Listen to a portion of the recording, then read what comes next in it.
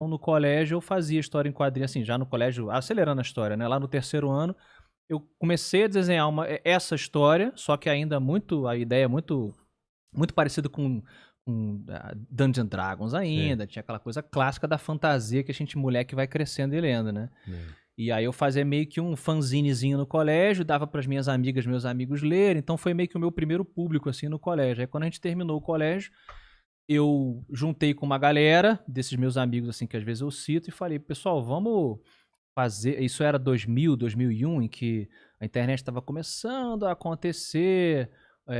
Porra, tu sabe bem, Flash começando a bombar, tal, animação em Flash. Falei, galera, vamos fazer tipo uma história em quadrinhos online, interativa. Vou transformar esse meu fanzine aqui nessa parada, em que você pode, pô, o personagem fala lá, estou chegando na cidade de Pilim Pim Pim. Aí a cidade de Pilim Pim Pim era um link. Aí Sei. você clica na cidade de Pilim Pim Pim, abre tipo uma enciclopédia Ah, em que você vê, tipo, quase que o que um Assassin's Creed faz hoje, né? Isso tá. em 2001, sei lá. E aí a gente montou Tá esse... querendo dizer que o Assassin's Creed Copiou copiou. a minha ideia. Nossa. Ubisoft, I'm coming after you. É. E aí a gente fez esse site com essa historinha em quadrinhos, interativa, com um pouquinho de flash. Mandamos para um monte de lugares, assim, sites que estavam ainda começando, mas já tinham uma relevância. E o site um dos sites que curtiu a ideia falou, cara, a gente bota na nossa home. Foi o Omelete. Em Caramba. 2001, É, porque 2002, tem uma mais ou época que a menos. gente fazia também, na fábrica de quadrinhos, a gente fazia uns. Sim, O Oyabu fazia sim, o o Combo Combo Rangers. Rangers, a gente Aham. fazia umas coisas que Eu era. lembro, eu consumia, pô. É, Justamente, vocês foram ali junto Tara. me Tinha a influenciando, Tara, cara. acho que no Terra, que era uma personagem gostosona, que era Sim, sempre umas eu histórias. lembro. Ela Aham. transando com alienígena e tal. E aquelas animações meio toscas, né? O braço esticava, a Sim. musiquinha, passava um negócio. Era um. Era muita experimentação com Flash, né? Então, A gente chamava de Digibi, vai. Alguma coisa Digibi. assim. É alguma coisa. A gente colocou um nome pra isso, mas era uma. Era aqueles desenhos antigos Da década de 60, né? da Que Marvel. o Thor, né? É. Tipo, parava a boquinha dele. Rápido! Blá, blá, blá, blá, blá, blá, né? Porque os nossos pais viam, assim. Ele tacava, o Capitão América tacava o escudo, né? E só tinha Aham. esse daqui, e depois o escudo vindo, blim, né? É. Pô, era um... E aí o Omelete curtiu, cara. O Omelete já tinha uma relevância, mas, pô, imagina, 2001 pro Omelete hoje, o Porra. que é, né? Com a CCXP e tudo. E aí o Borgo e a galera falou, cara, a gente gostou muito da ideia e tal, vamos botar na home. Botamos na home, fez sucesso. A gente ficou um ano ali, só que, cara, eu desenhava e escrevia. E às vezes coloria um pouquinho. Nossa. O meu amigo Délcio, que hoje trabalha na Industrial Light and Magic, coloria também comigo. O Damiani, que é um amigaço meu, Rafael Damiani, ilustrador. Hoje ele faz as capas dos Espadachins de Ah, são Carvão. deles? Ele coloria também, escrevia alguma coisa. Então, assim, um monte de amigo. O Feijão, que é um amigo nosso, manja de tecnologia pra caramba, de TI, fez toda a programação em Flash. Cara, foi um mini estúdiozinho que a gente fez assim na casa da minha mãe. Mas era pago pelo Omelete? Ou... Não, porra nenhuma. Tipo, Caramba, todo mundo internet, fazendo... a gente não ganhava dinheiro com a internet ainda. Só que eu Caramba. tava... eu, pelo menos eu creio que enxergava essa possibilidade. Falei, galera, dá pra gente ganhar dinheiro com isso de alguma forma. Entendi. Só que, cara, no começo ninguém sabia como isso ia funcionar. E aí o pessoal começou a ir pra... um foi fazer faculdade, o outro cara começou a namorar, tinha que trabalhar, o outro foi fumar maconha. Cada um fazia as suas atividades. E aí eu fiquei sozinho. Aí eu falei pro Omelete, falei, galera, não consigo seguir com essa parada sozinha. Vou ter que parar e tal. Ele falou, cara, mas pô, continua. E me incentivaram pra caramba. Aí eu falei, eu vou transformar essa minha experiência, então vou fazer uma série de livros. E aí eu voltei pra prancha de desenho e comecei a estudar os grandes autores de mundos. Como é que se criava um universo. Aí fui pra Edgar Rice Burroughs, da Princesa de Marte. Eu fui assim, tipo, o George Lucas. Tá, mas o que o George Lucas leu quando ele era moleque pra ele poder criar o Tá. Star Wars, entendeu? Aí eu fui pro Edgar Rice Burroughs, fui pra essas séries antigas. E, Tolkien. o Tolkien, claro, mas o criador do Conan, pra mim. Mas você ia atrás de como ele fazia? Da Mais história. do que ler o livro? Li todos os livros, né? Pensando que eu era moleque. Então fui nesses livros e também estudar a vida dessas pessoas pra tá. entender o método de como é que você cria um universo. E aí, a partir daí, os próximos 10 anos foi quando eu fui construindo esse universo de Kurgala, que é o universo do Espadachim de Carvão. Fui do zero. Caramba. Como é que você desenvolve a religião, a sociedade e tal. Enquanto eu fui criando, né, paralelamente, aí pintou o Matando Robôs Gigantes, o nosso podcast. Eu comecei a escrever pro G1 lá no Tech Tudo. Então, escrever mesmo, você começou que ano? Lá pra 2002, mais ou menos. Tá. E aí, conforme eu fui desenvolvendo o universo, eu fui fazendo essas outras coisas profissionalmente. Eu trabalhava Entendi. de ilustrador também pra agência de publicidade, fiz storyboard pra Globo, por aí vai. E aí, quando eu tava já lá na frente, eu já tinha terminado, digamos, o universo e o primeiro livro já estava semi-escrito. A editora Leia, que viu os meus textos no G1, já conhecia o meu podcast, falou, cara, a gente tá querendo autores nacionais e tal, você tem algum projeto? Eles sentiram assim, você tem algum projeto? Eu falei, cara, tem um projetão aqui. Apresentei, elas acharam super esquisito, mas, putz, tem um baita potencial.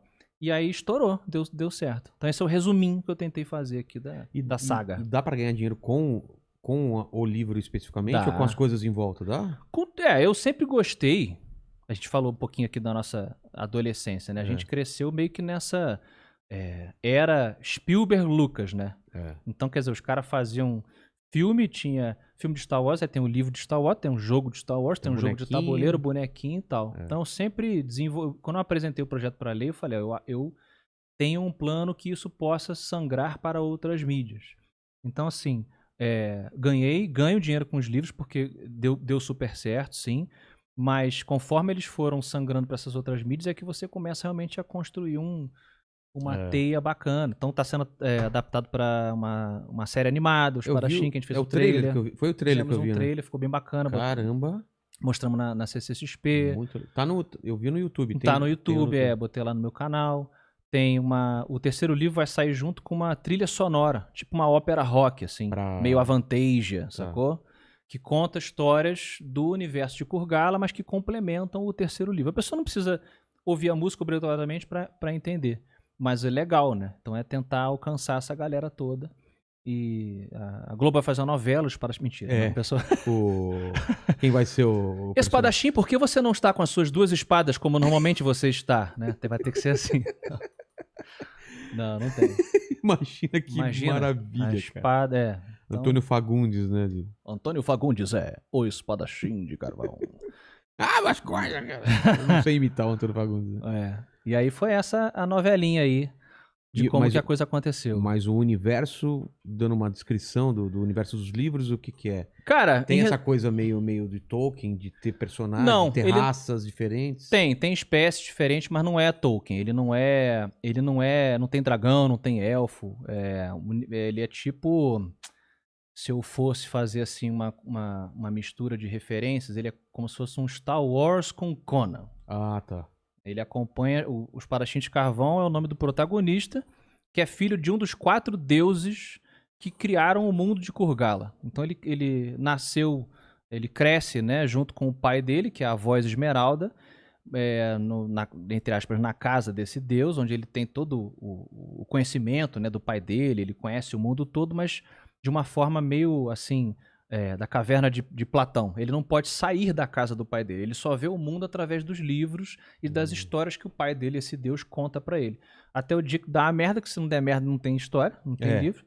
E aí, não tem conflito, não tem história. E os Parachim de Carvão, que é o Adapa, que tem que fugir da casa dele, dessa caverna, e conhecer o mundo pela primeira vez.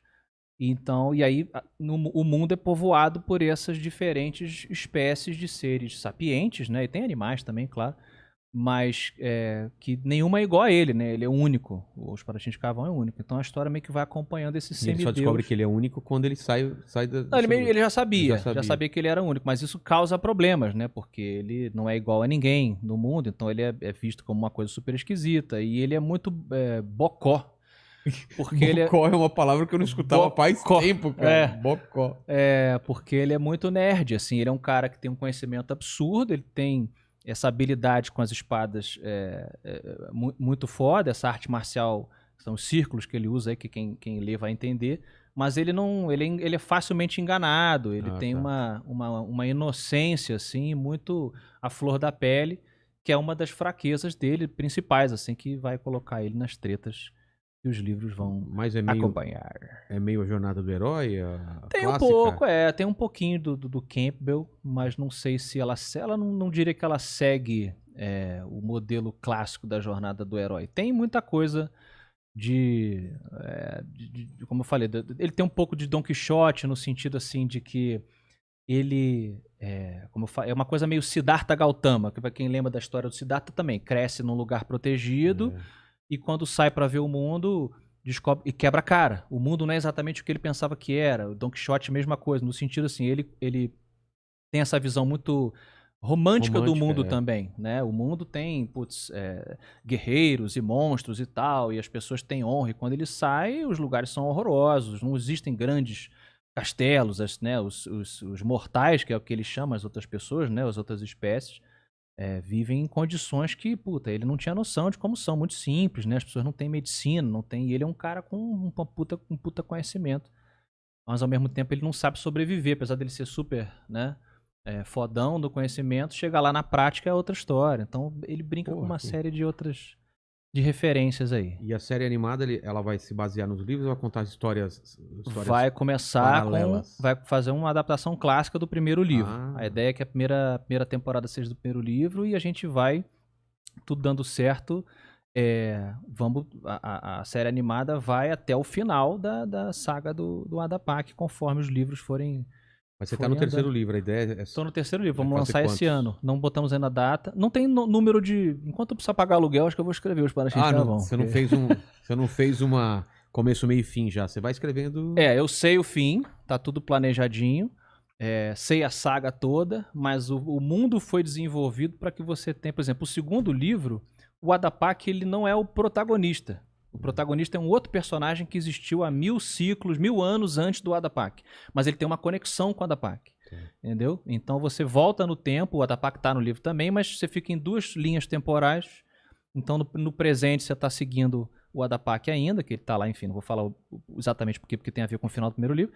Mas você acompanha um outro cara de uma outra espécie que fez uma parada lá no passado que afeta o que a gente vê nos livros do preto. Então a Kurgala tem essa possibilidade, esse cenário onde eu consigo migrar para várias histórias e que, pelo meu segundo livro deu certo, eu fiquei feliz por isso, porque você não precisa ficar apegado, apesar do Adapak ser o protagonista, principalmente do terceiro livro agora que vem, você consegue contar outras histórias que conectem depois no final das contas.